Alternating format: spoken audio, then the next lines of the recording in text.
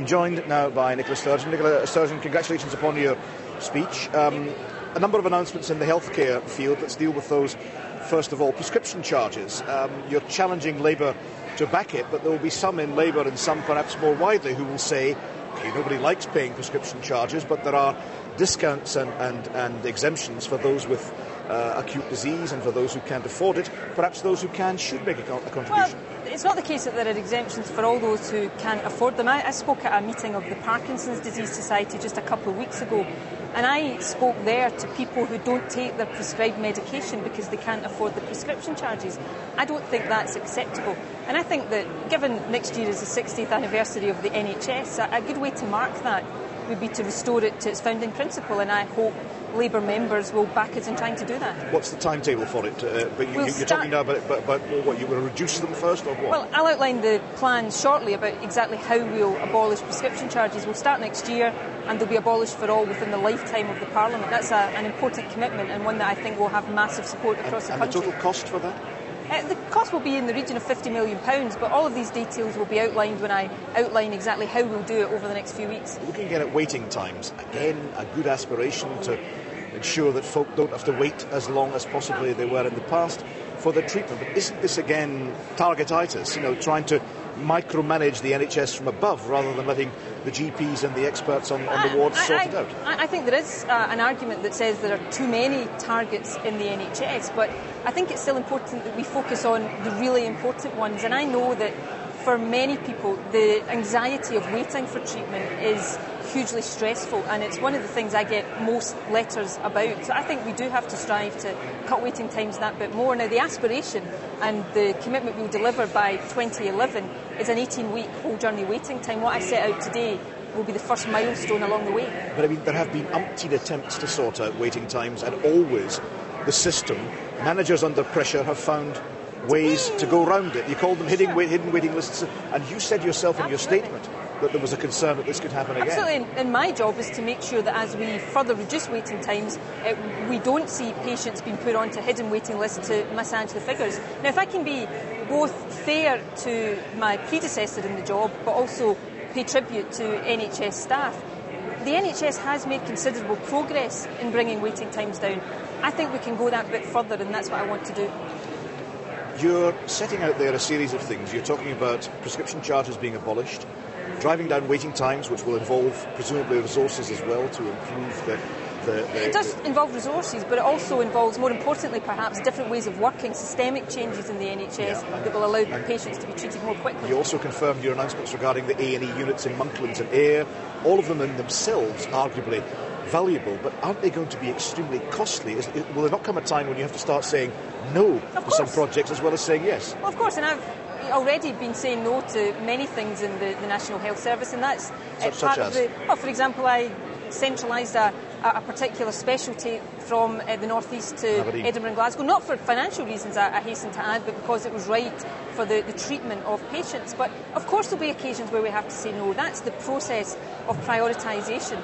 We are going into a tight financial period, and that means it's all the more important that we spend money on things that are not just important to the government, but important to people in the country. Now, let's talk about that tight financial period. You said in your speech it was a good gag, well done, nice one, that the opposition parties are hitting the ground moaning, but you've done a fair bit of whinging yourself about that financial settlement, and you knew what was coming. You knew what was coming. Well, no, you knew the settlement was going to be tight. Well, no, you know yourself, and you're a keen observer of these matters, that the settlement we have got is less than what was anticipated, and it's less than the settlement in the rest of or in England anyway, because other parts of the United Kingdom have suffered as well.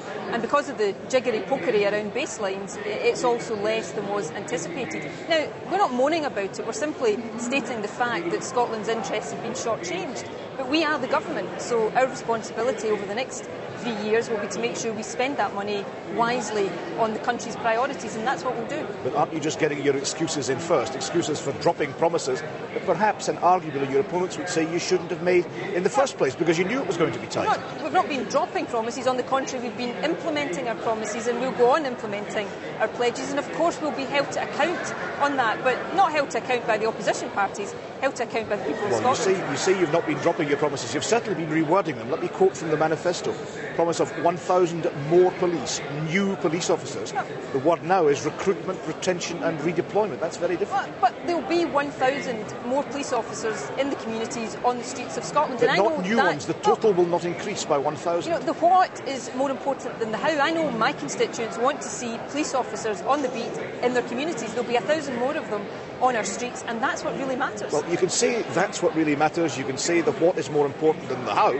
But unfortunately, in your manifesto, you said new police officers. And there will be new police officers. 1,000 more police. There'll be some new, but not 1,000. There'll be new police officers. Not 1,000. Can you concede there will not be 1,000? New police officers. We'll retain other police officers. Can you concede there will not be 1,000 There'll be 1,000 extra more police officers on the streets of Scotland. We'll do that through a mixture of recruitment, retention, and redeploying people away from behind desks and out onto the streets. And I think that's what people want to see. But police strength, the police numbers, currently 16,700, will not rise to 17,700. There'll be more police officers, and incidentally, even one more police officer would be one more than Labour was promising. What we'll be judged on that's a different argument. Well, what we'll be judged on is having 1,000 more police officers on the streets of Scotland, because that's where people want to see them.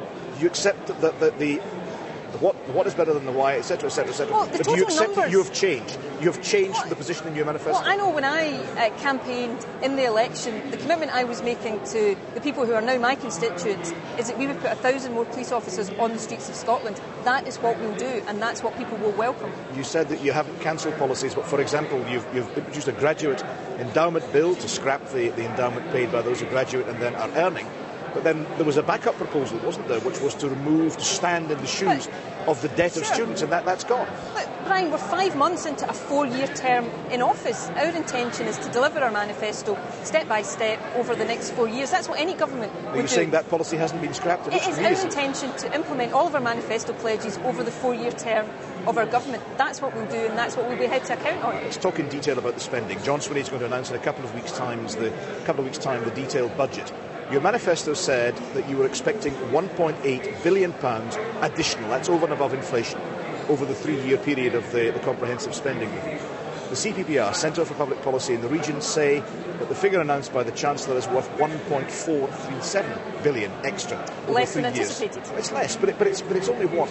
350 million less only over 3 years. Well, it's over 3 years. That's a lot of money in anybody's language, Brian. But it wouldn't justify, I would say, it would seem to me that you were expecting 1.8, you've got 1.437. I don't understand what all the screaming and whinging is about fiddled figures and Westminster squeeze and scandal and disgrace. It's not a big screaming gap. and shouting, it's stating a fact. We know the figures were fiddled, we know the baselines have been changed to make the settlement look more than it is. That proves, what you just said there, proves that we are getting less than we anticipated. Now, I think it's perfectly proper for us to point that out and let the people of Scotland make their own conclusion. But our job is to spend that money on delivering our commitments. But it's proper to point out in return that the gap is not that enormous. It's not as if, and it is growth. This is extra money over and above inflation. This is new money. I think most people watching will think that the gap you've just described is rather a lot of money, and will have an impact. But our job now as the government is to make sure we spend that money wisely, and that's John Swinney's job, and it's the job of every cabinet secretary in the government. Will some of the promises have to go as a consequence of a tight settlement? I've already said our intention is to implement our manifesto step by step over the 4-year period. Now, some of our commitments, for example, the one I've been talking about this afternoon, to abolish prescription charges, we can only do that as a minority government if we get the backing of other parties. That's why I challenge Labour today to back that policy. If they do, then we can get it through and give people relief from prescription charges. A big step forward. Finally, Deputy First Minister, Labour are challenging you the other way round on the row over the elections fiasco, let's be blunt and call it that, and the Gould report. They say they have been prepared to apologise for their mistakes, errors identified by Gould. Would you apologise for the Alex Salmond for First Minister? No, Labour? the SNP's got nothing to apologise for. That was well within the Just rules. say sorry. You know you want Labour, to. It would there is sort an it out. important point here. Labour were the ministers in charge. They made the decisions. They were accountable. They, in the words of Mr Gould's original report, acted in a partisan fashion. I think what's most important, Brian, is not who apologises, but who accepts all of the recommendations of the Gould report. We've done that. Will Labour? Do you accept his point, briefly, that Gould's point that blame should be shared across the parties, perhaps allocated in proportion, but shared across the parties. The SNP has accepted all of the recommendations of the Gould report. I think that's what is important now, so that we can learn the lessons, move on, and as I think you've said on many occasions, make sure that this never happens again. Why can't you just simply say sorry because and I genuinely don't apologise? think we've got anything to apologise for. Will you do the Alex Salmond for First Minister again then? Because it was criticised by Gould. Well, that's a judgment we'll make at the time, but I suspect the rules might change between now and then, and we're happy with that because we've said we accept all of the recommendations of the report. Nicola Sturgeon, thanks very much indeed. I suspect you're right that the rules will change. That's the end of our